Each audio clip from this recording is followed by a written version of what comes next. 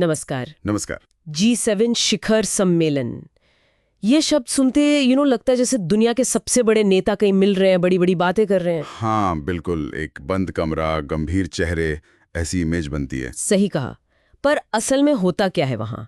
आज हम इस G7 की दुनिया में थोड़ा गहराई से उतरेंगे। हाँ, कोशिश करते हैं समझने की। हमारे पास G7 शिखर सम्मेलन वैश्विक शक्ति और नीतियां नाम का एक दस्तावेज है, तो हम इसी के जरिए देखेंगे कि ये समूह क्या है, इसका वजन कितना है और जो अभी बैठक हुई उसमें क्या खास रहा। जी। और सवाल तो मजेदार है ही है।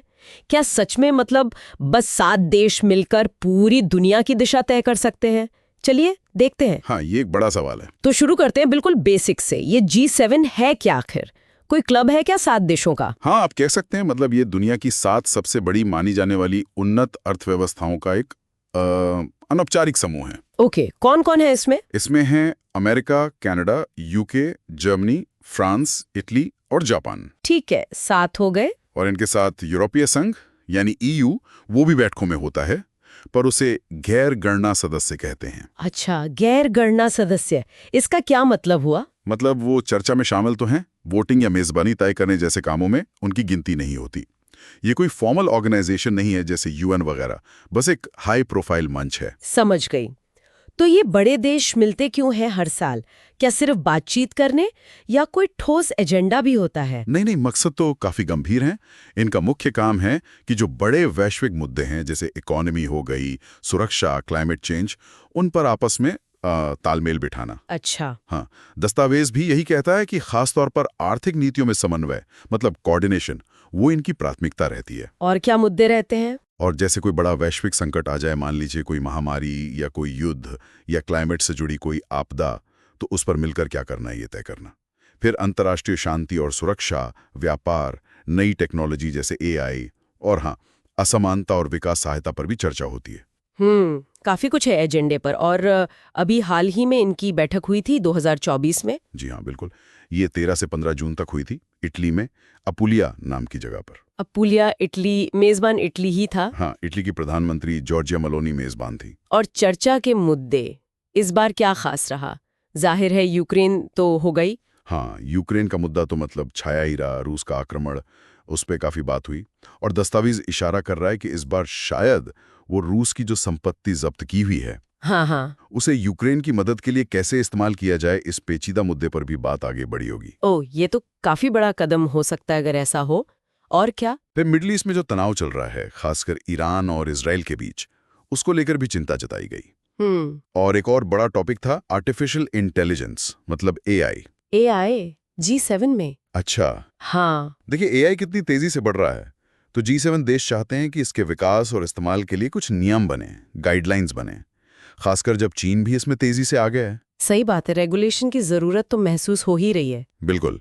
दस्तावेज ये भी बताता है कि G7 देशों के अंदर भी AI को लेकर अलग अलग विचार हैं, तो एक कॉमन ग्राउंड बनाना जरूरी था। और चीन का जिक्र आया, तो क्या चीन पर भी बात हुई? हाँ, चीन के साथ जो आर्थिक और रणनीतिक रिश्ते हैं, उनको कैसे बैलेंस किया जाए, इस पर भी बात हुई। और इसके अलावा माइग्रेशन यानी प्रवासन का मुद्दा और क्लाइमेट चेंज पर सहयोग कैसे बढ़ाया जाए, ये सब भी एजेंडे में थे। चीन तो खैर आजकल हर बड़ी चर्चा का हिस्सा होता ही है। अच्छा, ये सब बातें तो हो गई, लेकिन असली सवाल इन बैठकों का वजन कितना है? मतलब क्या G7 के फैसलों से दुनिया पर कोई असर पड़ता है, खासकर जब आप कह रहे हैं कि ये कानूनी तौर पर किसी पर बाइंडिंग नहीं है? हाँ, ये बहुत वैलिड सवाल है। देखिए, आंकड़ों को देखें तो G7 देश मिलकर दुनिया की करीब 50% नेट वेल्थ यानी शुद्ध संपत्ति रखते हैं। 50%? हाँ, और दुनिया की कुल GDP का 30% से ज्यादा हिस्सा इन्हीं देशों से आता है। तो आर्थिक दबदबा तो जबरदस्त है। सही है। और असर की बात करें तो भले ही इनके फैसले लीगली एनफोर्सेबल ना हो, पर इनका पॉलिटिकल वेट वो बहुत ज्यादा होता है। जब ये 7 देश और EU मिलकर किसी बात पर एक राय बनाते हैं, तो वो एक तरह से ग्लोबल एजेंडा सेट कर देता है। अच्छा, मतलब एक दिशा दे देते हैं। बिल्कुल। दस्तावेज भी जोर देता है कि G7 देशों के सेंट्रल बैंक अक्सर अपनी मॉनेटरी पॉलिसी में कोऑर्डिनेट करते हैं, जिसका सीधा असर दुनिया भर की ब्याज दरों और इन्वेस्टमेंट पर पड़ता है। इनके बयान, इनकी घोषणाएं वो दूसरे देशों और अंतर्राष्ट्रीय संगठनों के लिए एक मजबूत सिग्नल का काम करती हैं। समझ गए। यानी भले ही कागजी तौर पर बाध्यकारी न हो, इनका प्रभाव काफी ठोस है। तो अगर हम आज की इस पूरी बातचीत का एक निचोड़ निकालें, G7 मतलब दुनिया की 7 बड़ी उन्नत अर्थव्यवस्थाएं प्लस यूई, जी। इनका मकसद है बड़े ग्लोबल इश्यूज पर कोऑर्डिनेट करना। 2024 की बैठक इटली में हुई, जहां यूक्रेन, मिडल ईस्ट, एआई, चीन ये सब मुद्दे छाए रहे। हाँ, बिल्कुल। और सबसे अहम बात, ये भले ही एक अनौपचारिक मंच हो, दुनिया की इकोनॉमी और पॉलिटिक्स पर इसका गहरा असर है। एकदम सटीक सारांश है। और यहीं से वो सवाल फिर खड़ा होता है जिसका जिक्र आपने शुरू में किया था। दस्तावेज भी हमें सोचने पर मजबूर करता है। हाँ, कि जब G7 दुनिया की आबादी के इतने छोटे हिस्से को रिप्रेजेंट करता है, तो क्या इसके फैसले वाकई पूरी दुनिया की जरूरतों और चुनौतियों का सही अक्स हो सकते हैं? क्या इतने सीमित दायरे में बनी नीतियां सच में वैश्विक स्तर पर समावेशी और असरदार हो सकती हैं? ये एक ऐसा सवाल है जो G7 की प्रासंगिकता और उसके भविष्य को लेकर मेरे ख्याल से लगातार पूछा जाता रहेगा। वाकई ये सोचने वाली बात है। दुनिया बदल रही है, और क्या G7 भी उसी रफ्तार से खुद को बदल पाएगा? ये एक बड़ा सवाल है। चलिए, इसी सवाल के साथ आज की ये चर्चा यहीं समाप्त करते हैं।